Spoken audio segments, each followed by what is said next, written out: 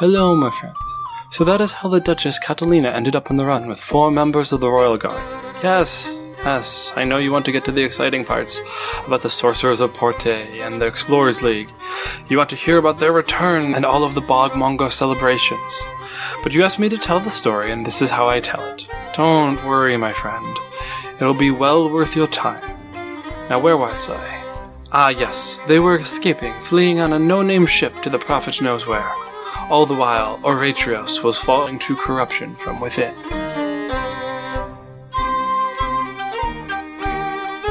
Alright, so where we last left off, you guys had finished adding some details to the map, and we're going to call another audible in this game, and if anyone wants to add any other large physical features to the map, you can do that now. I would like to add a creepy catacombs to the city.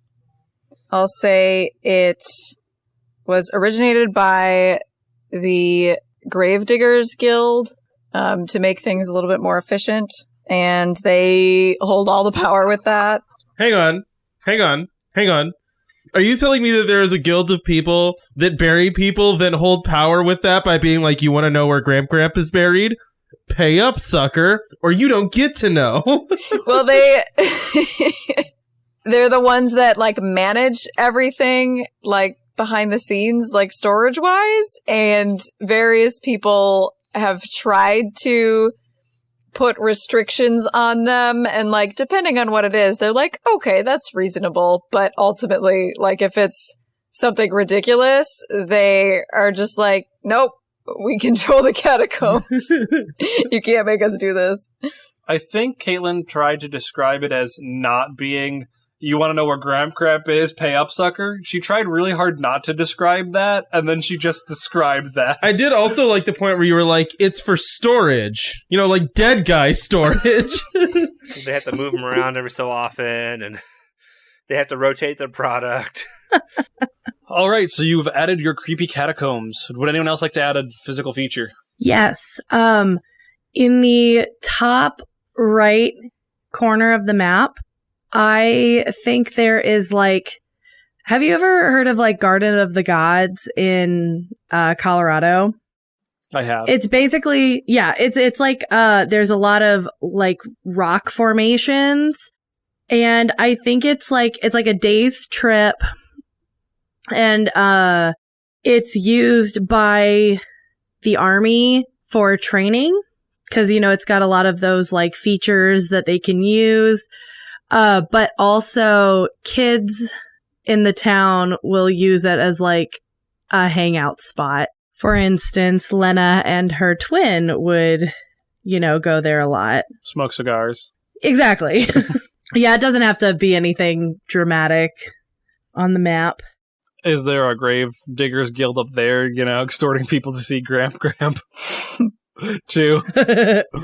I want to name it something like Garden of the Gods, but I just can't think of anything clever yet, so give me some time. It's hard to top Garden of the Gods, I get that. Right? It's a good name. It's a really good name. So let me think about it for a little bit, and I'll see what I can come up with. We could just flip it into Spanish.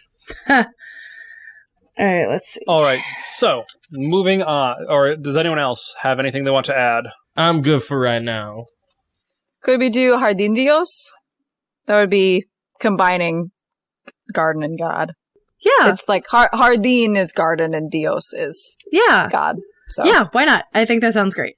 All right. So moving down the line, I'm just going to assign the roles to make my life easier. Cody, you're going to be the cartographer round 1. Vinny, you are the companion. Mandy, you're the witness. And Caitlin, you're the lore keeper. So right now, Vinny is the titular companion. Yes. You do nothing to begin with, Cody, since we're separated by vast distances of space. So, Vinny, there is a list that I listed in the Discord of what archetype your hero is. Or your companion, not hero. This doesn't have to relate to the party, does it? No, these are people that interact with the party. Oh, okay, yeah, okay. So they are not any of you 4. And I don't necessarily have to answer, like, specifically related to my character. It's just the party in general? No. Okay. It's just the party in general. I would say don't make broad, sweeping statements about other people's characters, like... Right. Like With- something hyper-specific about one person, yeah. Right. While Vinny is thinking, can you remind me what the witness does? The witness will be... It says, nudge other events in the world forward. So you'll look at part of the map and talk about an event that's going on there. You don't need to tell a story, just kind of share some facts of what's happening. Okay. And definitely you can leave things open-ended, like this is the setting up of factions and drama and stuff. Yeah, so this is stuff that's happening on the map with the town. While the 4 or 5 of you are gone. Okay, I have another question for you, Zach. Go for it. Do you know who is taking over, who killed the Duke and all of that? I know who killed the Duke. Yes. Like, there is a person who... Okay. I think it was the Duchess. There is a person who killed the Duke. That does not mean he did not use one of the factions that you guys make up or describe. Okay. Or that he is not playing them all off of each other, or that he just murdered the Duke and let everyone else have it. Okay. There is a person, I know who the big bad is. It is. So, but if you add people that might have done it, he might be working with them, I'm not saying he's not working with a evil duelist guild member, or he's not working with Heritage of the Harvest Knight, or whatever kind of thing, if that makes sense. Totally. No, it absolutely does. That just gives me a direction for what's going on in the town during this first year. I guess what time frame is this? You said this is the first year, but first year of what? Your 3-year quote-unquote exile. This is the first year after the Duke was murdered. Yes. So you guys will be gone for 3 years before you return to town. So you will all have a turn being a companion, so this will all be taking place in your first year, that you are on the high seas. Okay, sorry, I've got a lot of questions, just trying to make sure I get what this is. Nope, it's not a problem. We're playing a new game, so it's going to be a little rocky right here. So, you say companion. Does it actually have to be someone that travels with us, or could it be someone we just passed by? No, not necessarily. Just we happen to run into, has a short interaction with. It can be someone you happen to run into and has a story about the crew. Okay. And then once you have an idea of what companion you want to be, I have the theme for your scene. All right. I'm going to go with mercenary. Alrighty. You get to pick one theme to define your story. It can be a story of restoration or a story of disorder. Let's go disorder. All right. And I guess I also misunderstood exactly what I was doing there. I thought I also was coming up with the story, at the same time. That's what took me so long. So no, you're good. And now drawing a random face card. This is the mercenary, Vinny. Nice. He looks kind of like a jester with glasses and has a tarot card that looks made of stained glass for those watching at home. It's a card of a guy holding a card. Does the card he's holding also have a guy holding a card? A guy holding a card, and they're holding a wand, or one of the things you blow, the windmill thing. Oh yeah. Pinwheel. That thing. All right, Vinny, tell me your story. Okay, so a short time after the Duke's assassination, as the group is on the run, they come across a group of mercenaries, and I imagine the mercenaries must have seen them in combat, fighting somebody, and were impressed by their skill, especially impressed with Sigrither. And they invited Sigrither to join them, and she actually considered it, briefly. So she's a betrayer, almost. I mean, you don't necessarily... The rest of the party wouldn't necessarily know that she considered it. No, but I know, Vinny. I think it's good. No, I think it's good. I like it. Mandy, what is going on in the world? And by world, I mean the town of Oratrios. Back in the city of Oratrios, eventually I'll say that within one try. The Duke was very beloved. So in this first year, there's a lot of a certain faction having to crack down on the city.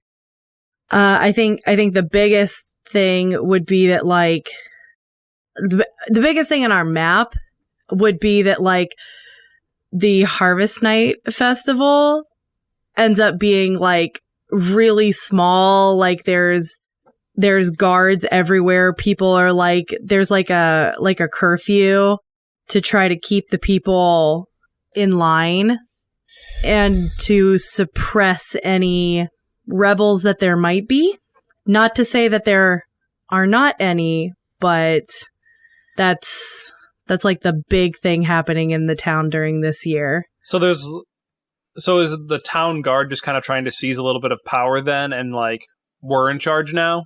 I think whoever killed the Duke, one of the first things they did was get the city guard on their side, because having that kind of power having the military on your side is going to be huge in getting the rest of the city to follow you if you plan on using force. Cool. I'm going, if you don't mind, I'm going to say that is like the nobleman faction. I think the people who would try to do that immediately were the people who already lived in town. As the people who bought off the guards to take control of them. Oh yeah, no, that totally makes sense. Well, because so I don't have a name for this person yet, but there's probably like someone who was the conniving noble, you know, where it's just like no one really liked this guy, and he's like, well, the Duke's gone, I'm in charge now. Yeah, well, and especially with my backstory, like I think a lot of nobles end up feeding into the city guards. Mm-hmm. And so that would make sense as like someone trying to take charge would probably be someone who has people it would be a nobleman who has people in the city guard that are either related to him or owe him. Yeah. And I'm going to say it's Senor Santiago. All right. Kaylin, can you write that down somewhere? Yep. Kaylin, tell me about a part of culture of the city. There is a musical movement during this time that's really percussive and focused on drumming and a lot of rhythm. And there's been a lot of fighting in the city during this year. And so this kind of music sort of like combines and drowns out the unrest that's maybe elsewhere. So like protest music? Not protest music, more just trying to... Yeah, like house music. Like keep some semblance of normalcy amidst like all of the other like terrible things going on elsewhere. Gotcha. As a way to like sort of assimilate it, even though like things are really not normal. Mm-hmm. So that's what I'll say. I understand that's not what you said, but now in my head it is definitely house music. All right. Cody.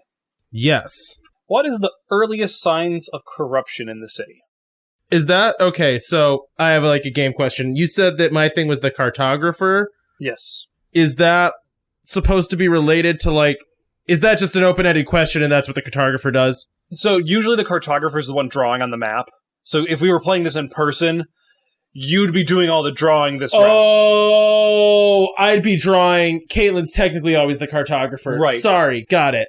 So, I'm just getting a question. You're getting a question, yep. Which I should have done earlier, but, you know, we're learning a game. It's fine. You said you're far away, so you're not doing this, and I was like the ship is far away from Oratrios? Like, no kidding. No. That's always going to be true. Physically, we are separated from each other as real people. I didn't understand. I'm so dumb. Oh my god. Hey, no, it's an honest mistake. Sorry. Okay, I'm here now. I understand what's happening in this game. Tell me that question one more time. What are the earliest signs of corruption in the city? Okay, so this is tough because, like, really, I would say the answer to that is probably the dead Duke. But let me think about that for a second. I mean, that's not necessarily corruption. That's just an assassination. You know, like... Just an assassination. I mean, we're in medieval Europe. It happens. Oh, okay, so I like this. What time of year do you think it was that the Duke was assassinated? Midwinter, because it was like a New Year's Eve festival. Okay, so the first year, the Harvest Night Festival, you know, is, like I said, like a high summer holiday, like after the rainiest seasons, that celebrates the fact their crops didn't get ruined early in the growing season by rains, right? I think the first sign of corruption is just, it's very subtle. It's just that is not well fed.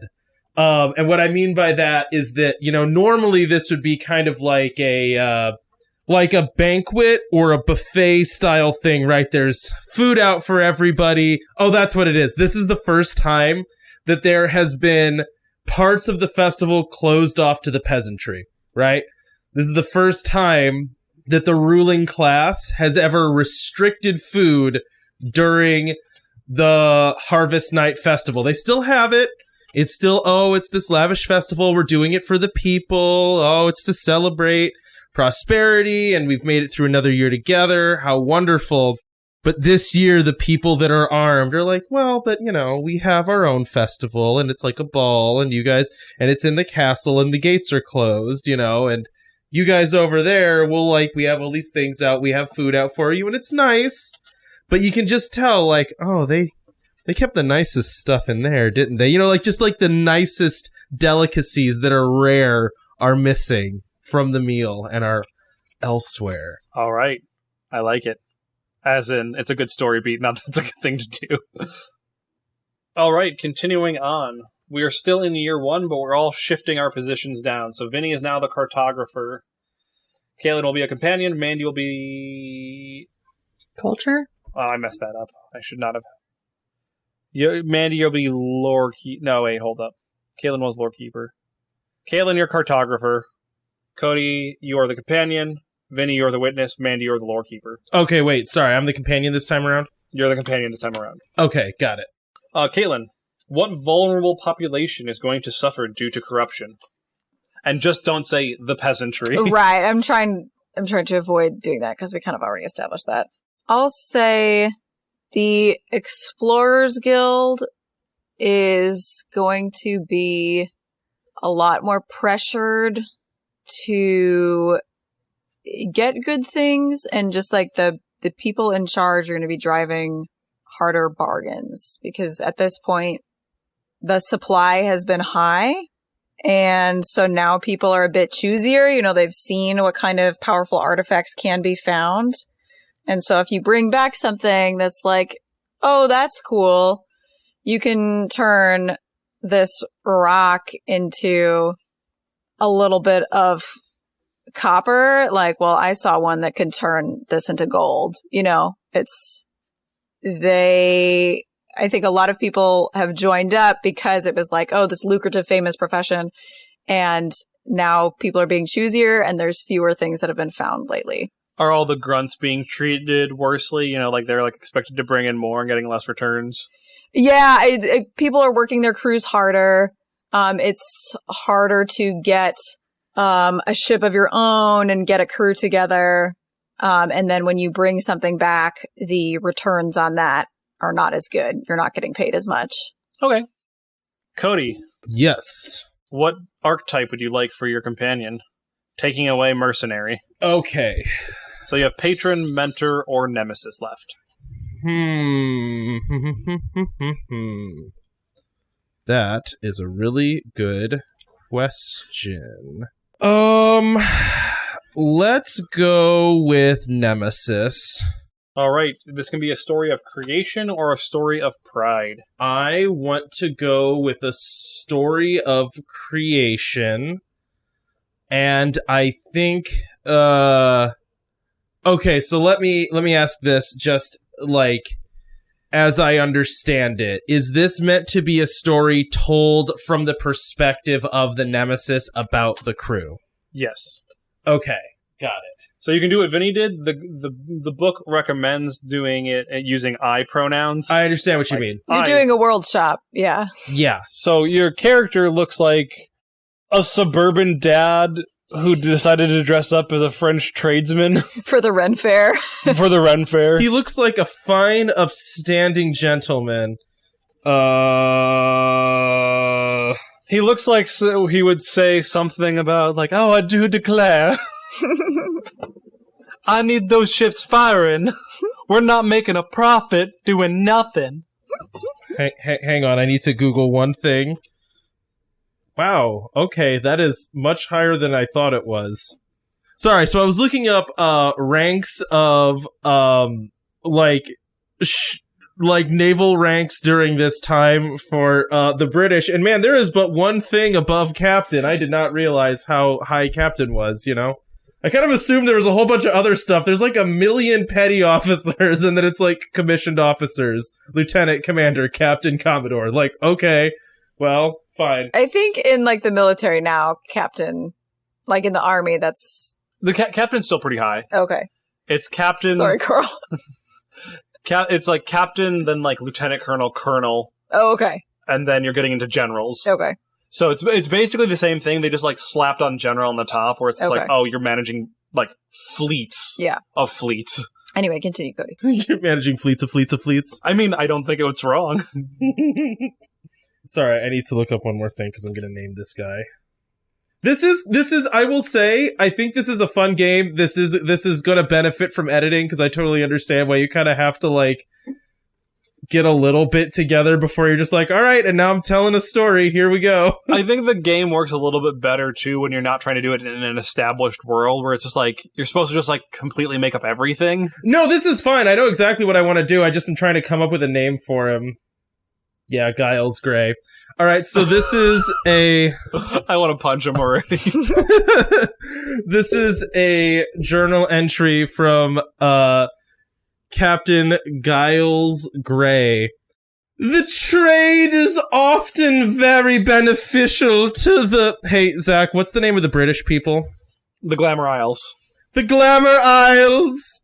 Typically, we trade in many and sundry things, not least of which is the stock of humans for labor, captured in many wars or taken from less than desirable locations. But of late, our important and noble ventures have been interrupted by this ship of miscreants, these ne'er-do-wells that dare to come into the glimmering isles trading domains, and unfortunately it has captured the attention of Captain Giles Gray, the greatest naval captain ever to sail these seas, and now to become the most famous pirate killer. Why, just last week I had an encounter with this terrible crew. What's the name of the ship? You guys haven't named your ship. Oh boy, I get to name of the ship. Guys, I think we work together on this. Don't mess up, Cody. Cody, you don't get to name the ship. You get to throw out a name, and then Caitlin gets to make it better. Oh wait, you know what? Okay, so we just kind of commandeered whatever the first ship that we could get was, right? Yes. And then just had to, like, take that and run with it. So I think it's kind of like a crappy thing that we've, like, taped cannons to. This ship had no name and flew no flag.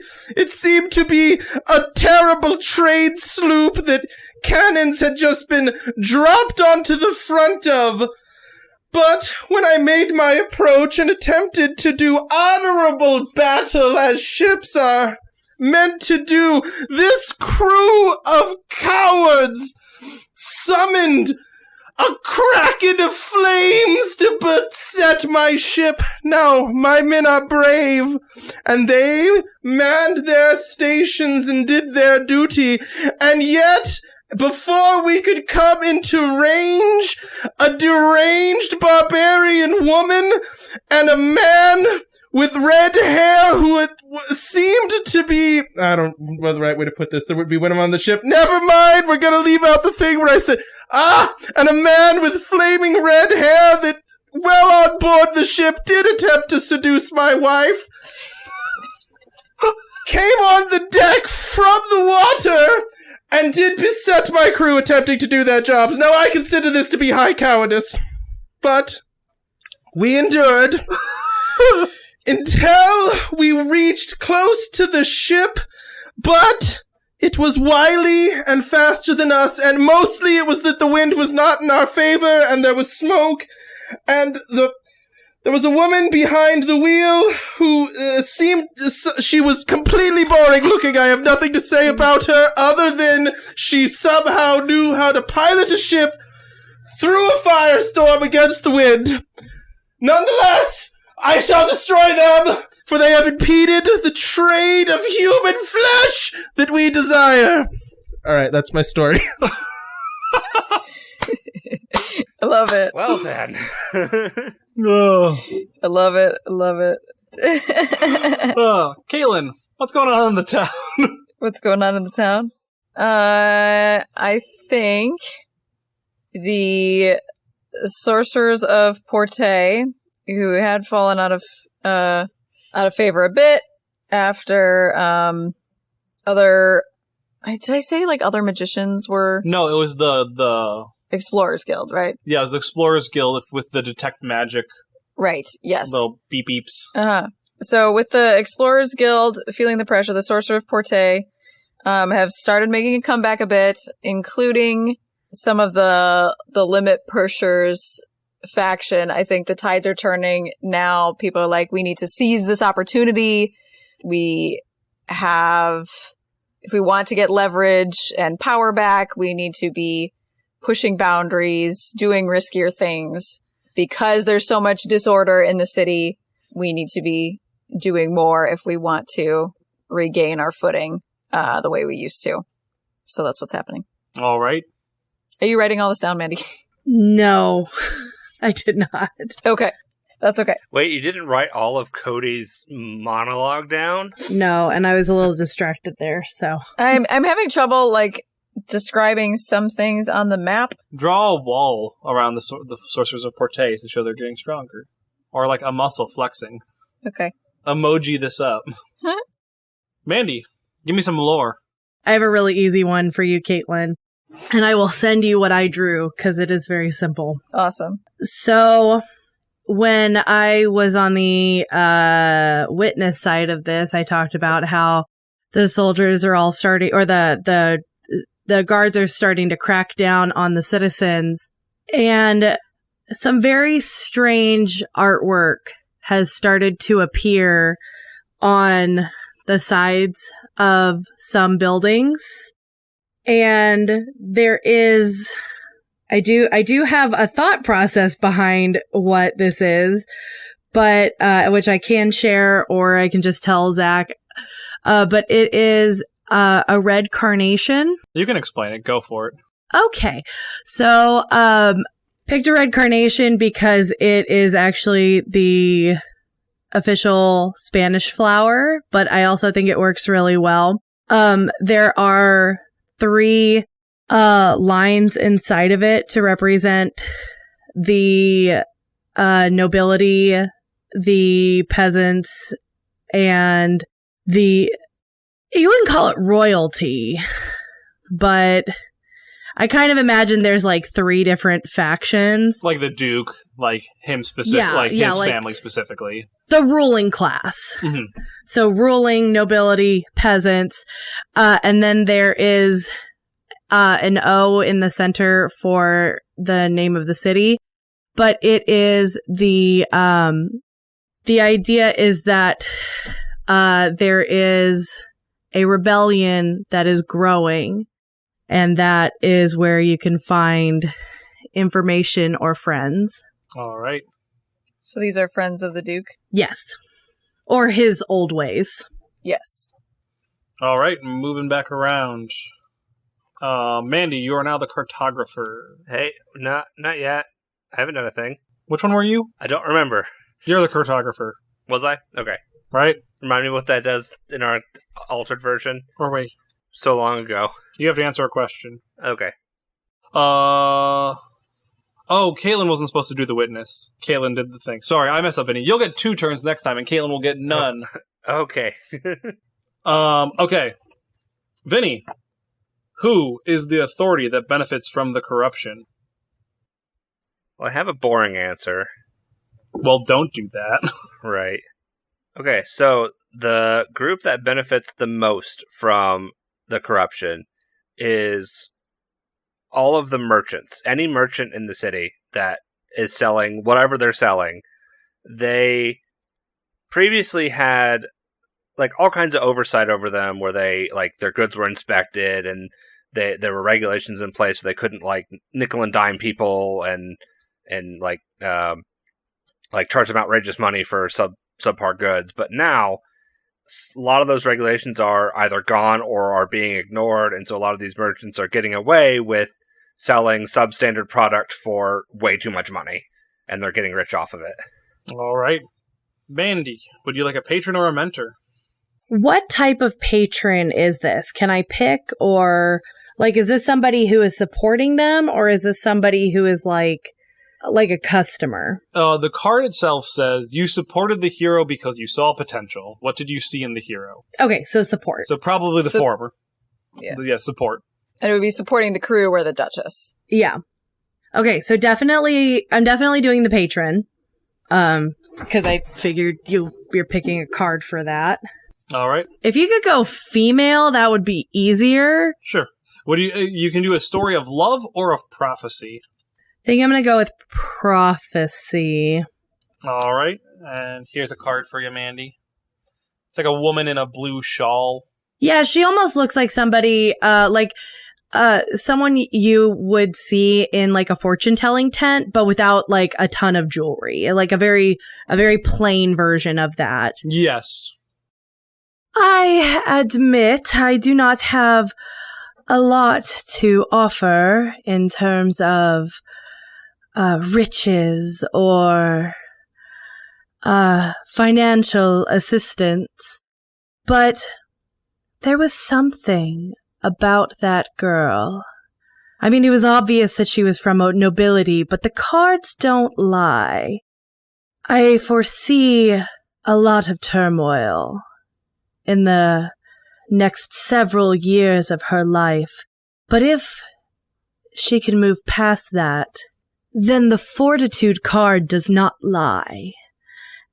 And she will be successful. I am a little more worried about who she is traveling with. That will be its own adventure, I foresee. But thankfully, I do have a few names that I was able to pass on to them. And perhaps that will help her get back to where she is supposed to be. All right. Vinny, witness me. Okay. Should have pulled up the tarot cards a lot earlier. That was cool, though. I liked that. This is all still year one, right? This is all still year one. This is going to take us 10 episodes just to get through the prologue. Well, I think this is year one's going to be the hardest. Yeah, I think it'll probably be one more episode of prologue next time with just like how timing's going, but we should get through it in just one more, I think. What was the witness thing last time? Which was that? The Sorcerers of Porte regaining strength. Does the thing I pick have to relate to something that we already talked about, like in our... Nope, you can make up something whole cloth. Okay. The requirements are it's happening in the first year and in the town. And it does not affect the four of you, like, directly. All right. I think I got a good idea. I am going to tie it to something we already did. In fact, I'm going to tie it to something I did. So, in past history, the Duelist Guild had gotten corrupt and basically forced out of town and replaced by a nice, new, respectable Duelist Guild.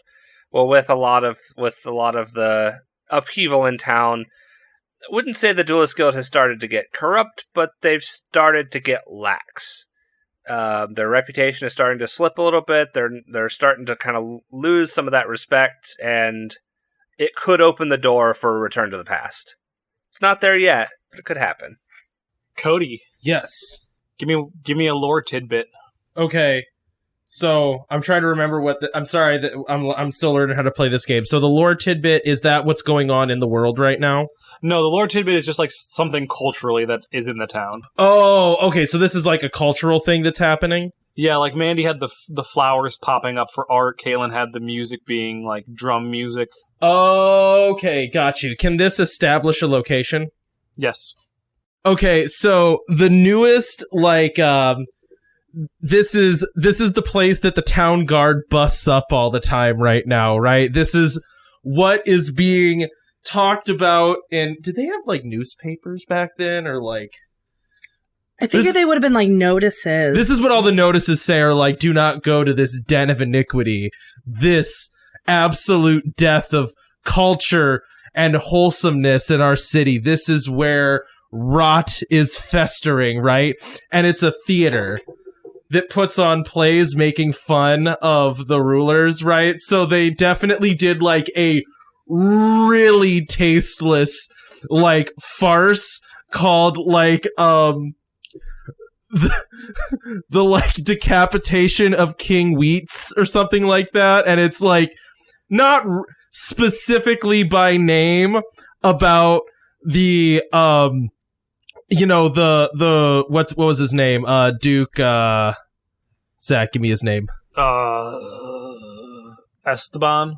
Yeah, it was not exactly about him getting killed, but it basically was, and there was like this ensemble cast of like all of these very sinister murderers all standing there with like bloody knives and nooses and poison that they're all like hiding behind their back, and it's all played for laughs. It's all really like vulgar and bawdy, it's like, oh, this is just lowbrow, just in bad taste art, but it is like rapidly becoming the most popular thing, as it is all of these really like tongue-in-cheek, insulting plays keep going up on this theater that's like constantly getting raided. It's like every night guards rush in and everyone's like, scatter, and they all like run off into the night as like people in like stage makeup and costumes with big wigs and goofy masks are like running through the street getting chased by guards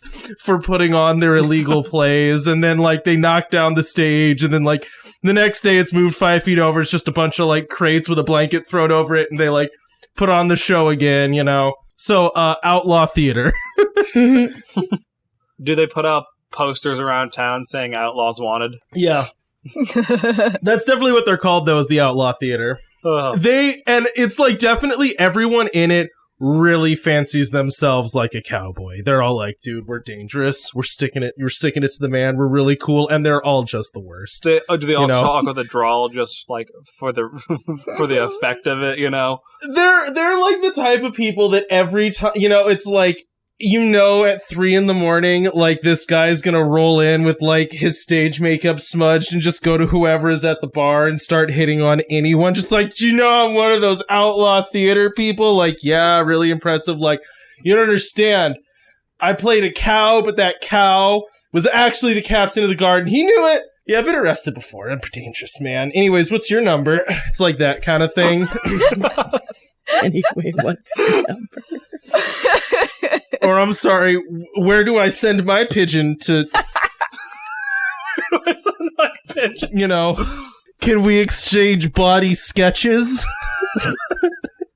Oh, I'll tell where you can send your pigeon, Cody. That reminds me of a story I heard back when England was still transporting prisoners off to like Australia. There was someone who was transported to Australia, and it was like a 3-strike system. And all 3 of his strikes were theft of a duck. He'd stolen the same man's duck 3 times, and finally just got shipped off to Australia because we can't stop it. We keep trying. We can't do it. I like the idea that it's easier to send someone to Australia than to stop them stealing a duck. I'm just like, is there like a closer place you can deport him to than Australia? All right, moving on to the last phase of this round, or of this part. Mandy. Yes? Why is the corruption overlooked by the general population, and what is their justification? I don't know if overlooked. I think it's more like ignored with the general population, because for the most part, this is something that affects the nobility and the ruling class more than the general population. So for them, it's, well, this is just another day. And like that part doesn't necessarily affect our everyday lives. But I think there's also a little bit of intimidation where, like, what are they going to do about it? Because there's so much happening with the guard being, forceful. All right. Caitlin, you're the companion. You have a mentor. It's going to be a tale of rescue or a tale of urgency. I'm going to choose urgency. And here's what your person looks like. Okay. You want to describe them? Yeah, they have kind of a pixie cut of dark hair, a jagged pink sort of necklace of crystals, I think. And sort of like an impish expression, I would say. So a mentor with a tale of urgency. It says, you guided the hero at one point in time. What lessons did you impart? If that helps. Okay. While Caitlin's thinking of that, Cody, you'll be the witness this time, where you will be nudging events forward. And that's in the town I'm nudging events forward? Yes. In the town. Okay. And Vinny, you'll be giving a lore tidbit. Okay. When the crew pulled me aboard after floating in the sea for God knows how long, I didn't really know what to make of them. No one seemed to quite know what they were doing. And I thought maybe I'd jumped from pan into the fire. But after a little whipping them into shape, I feel like they were onto something. They were tight-lipped about who they were and why they were there, but they seemed very close and were very welcoming. I taught them what I knew about sailing, and they worked hard. Taught them some bawdy songs, which they caught on to even quicker. And once they dropped me off in port, I wished them well. I think about them sometimes, wondering what they're up to and if they're still floating that hunk of junk that they were floating last time I saw them. But I wish them well. Did I answer the question? There wasn't a question. Okay. It was a mentor story. Oh, lessons learned. Okay, it's all good. You're spinning a tale. Lessons learned. We learned songs about dicks and stuff. Yeah! Cody. Yes. Give me a historical event of something that's happening. Right. You want to know what absolutely drives me nuts? Is you told me that I needed to do that, and I came up with one that I was like, oh, perfect, nailed it. Got this in the... And then I, forgot it while I was listening to Caitlin. It's gone. I don't remember even a little bit what it was. Cody, that's your problem, is you're trying to prepare ahead. See, what I do is I just don't even start thinking until it's my turn. Yeah, I guess brilliance happens in the moment, but I mean, it was good. It slapped. I remember being like, got it. Yeah, no, this is in the bag. I feel totally 100%. What sort of like cultural... Was it about the arts? Was it about... No, because mine's supposed to be about world events, right? Oh, world events. Yeah. Okay. Was it about war, magic, history, peasants? Learning bawdy songs. Nobility? I think I was really trying to make it not about peasants. Wow, it's totally a blank. Guys, I'm really sorry. It's like the worst thing ever. When it's just like, hey, I've given you the ability to prepare for this. Then I'm like, yeah, I didn't. I just totally forgot to. I could have, but then I didn't. Sorry. Give me like 2 seconds to just stare blankly at this wall and see if it comes back to me. I really like the O in the middle of the carnation, Mandy. Oh, yay. It's a nice symbolic detail. I definitely had that moment where I was like, shoot, I feel like because I originally drew just like a carnation, and I was like, I feel like this probably needs to have some meaning behind it. No, it was really good. Thank you. Okay, I have a thought that's different, but I need to ask a couple of questions. First of all, Mandy, you had the thing about nobles via guards move to take the city. Can you run that by me one more time real quick? So there is a nobleman named Senor Santiago, or just Santiago, who is a nobleman. Oh, no, he insists everyone calls him Senor Santiago. Okay. Like, it is not... So it's Senor Santiago. He I'm going to say a lot of his family is in the city guard. And so it was pretty, like, he's always been looking for a way to gain more power because he wants to have more So he kind of became influence. like de facto leader just because he sort of had the town guard. At least with that, yes. I don't know exactly who's in charge, Okay. but he appears only because I don't know if it's the person who killed No, the dude, I like but that. Okay, I think I'm working off of that, Okay. kind of. And Vinny, remind me, your character is a duelist. What's the guild that they hate? I wouldn't necessarily hate, but the duelist guild in particular kind of frowns on mercenaries. Perfect. In my world, they hate them because I like extremes. Okay, so for the first time, a mercenary hall opens in Oratrios, and the reason is because of a sudden influx in need for strong arms, right? So, Senor San, it's kind of like a protection money thing where they just immediately start extorting people, where like Senor Santiago's like, look, I have the city guard, I'm kind of in charge. And then a whole bunch of like real cutthroat nasties move into town and are just like, yeah, you have the town guard and we'll work for whoever pays us the most. So, Senor Santiago, do you want to have a force now? Do you want to double the size of the town guard for a lot of money? Or do we work for someone else who wants to say that the town guard doesn't matter?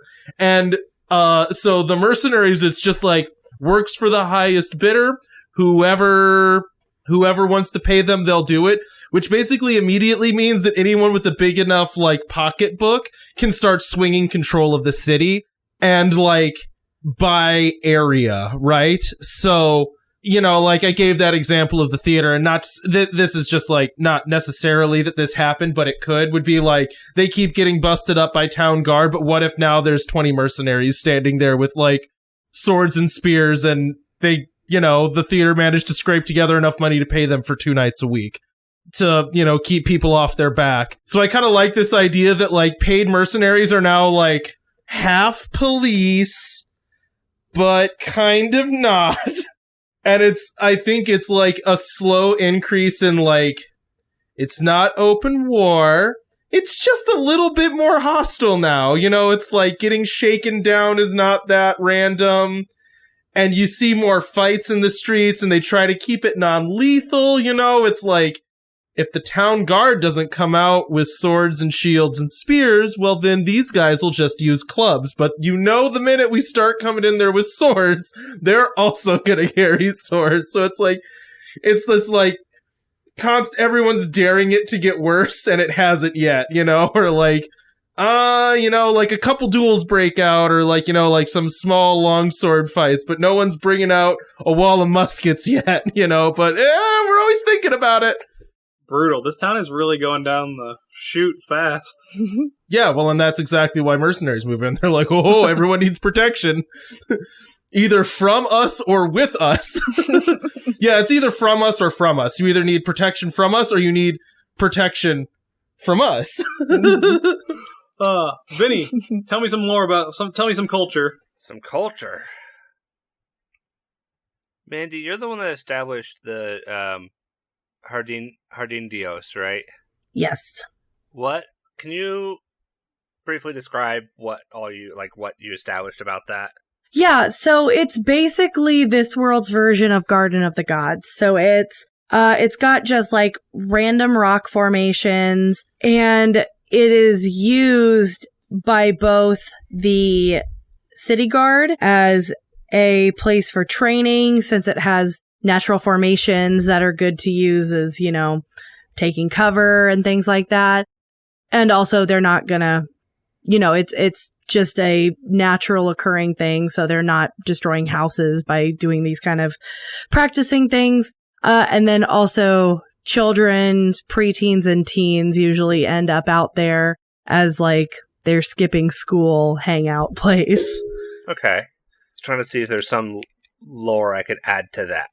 I mean, it could not actually be naturally occurring. It could be like something that magic people have been doing out there for ages. I like that a lot. But Vinny gets to decide.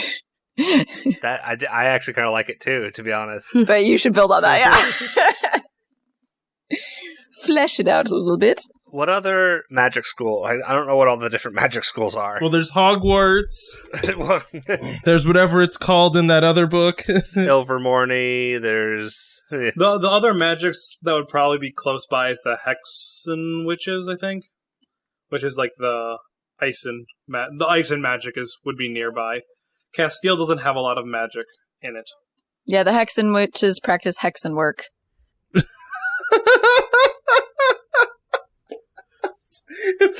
The hex witches do hexes, you know. that really cleared it up, Caitlin. Thank you. Yeah, when you learn hexen work, you gain the ability and knowledge to create an ungund, made from human corpses, herbs, poisons, pieces of monsters, and other unsavory, rare, mystical materials. Ungunds help people battle monsters that lurk in the dark, granting gifts and abilities that can control, push back, and destroy the undead. So basically witches. Okay, I actually have an idea. Does this piece of lore have to be something recent? Not necessarily. And does it have to be something that's known? Like, known by people? I mean, someone would have to know it, but I don't think super known is... It doesn't have to be common knowledge, I don't think, but it should be in the last year. Oh, this has to... I don't think it needs to be in the last year. Oh, Okay. I think, like, the problem is if no one knows about it, and, like, it just, like, I don't... And yeah, I mean... it's really old, it's just, like, I don't think it will come into play ever. Right. Which kind of defeats the purpose of doing it, you know? Oh, okay. I've got a decent idea. So, what is it? Yardindios? Hardindios. Hardindios. Okay. The Hardindios, like, in popular culture, and is viewed as this, like, beautiful, natural occurring structure, when in actuality, it was actually the site of a magical war between several of the different magic factions. That just all this conflux of magic, as these factions were fighting each other, caused these rock formations to form up in this area to form. And that was one of the big, like, events that caused the Vatican Church to look down on magic. And that event has kind of been lost to time, but the Vatican Church has never forgotten. Nice. I like it. And then over the years, it's kind of been somewhat reclaimed by nature. That's why it's probably more beautiful now than it was at that point. It's probably a little more sightly, but at the time, it was actually a ferocious battle site. I like that, and I'm going to add to it. I'm going to say that it's an anti-magic zone, but it's not. No one really knows about that. Like, all the latent magic there just kind of all cancels each other out, you know? But no one knows about it because Castile doesn't have a strong magic population. Mm-hmm. So it's just like this dead zone of magic that no one really knows about. Mm-hmm. And you have all these young kids that try to go out there to practice magic away from prying eyes, and they can't seem to do it, and they just think, oh, I must not be doing it right. So then they just... Self-fulfilling prophecy. Right. Really works in the Vatican Church's favor there. All right. So the first year comes to the end. As you guys continue your wanderings out in the wilderness, or in the seas, things are getting better. You guys are getting a little bit more of your feet under you. You guys are starting to make a name for yourselves, but you guys are cautious. You guys are still careful not to make too big of a name. You don't go after, like, huge targets or brag about your exploits too much. But you are, like, you now have your feet under you, and you are starting to do more heroic deeds and feel better on, like, with what you're doing and less in danger. In the town, things go from bad to worse. On a night near New Year's, towards the end of the year, there is a giant explosion of green fire that burns down the old town hall equivalent. I don't know what it would be like in this, but the Duke would often meet with different leaders and the lower class and just all around, like, everyone in the town at this building. And it was kind of seen as, like, a neutral ground in a place that, like, well, this is what sets our city apart. Like, the Duke is willing to meet with anyone down here, and it is blown up with unnatural fire, which is kind of just like the nail in the coffin that things are not good anymore. No one really knows what did it or who did it, but after that night, they begin to start to hear weird noises in the darkness, howling and other creatures that are out there that was not heard before.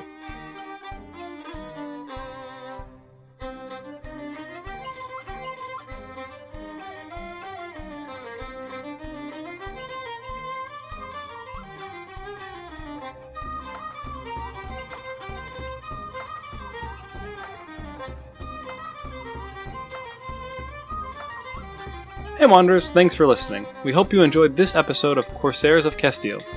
This game is being run in the 7th Sea 2nd Edition system. If you want to hear more content from the Wandering Gamer Network, you can check us out at the Wandering Gamer Network website. We stream on Twitch with the username wandering_gamers, and you can follow us on Twitter at the WGN Podcast. We're also on Facebook and Instagram. All information about the music used can be found in the episode description. Until next time, wherever you wander, may you find your way home.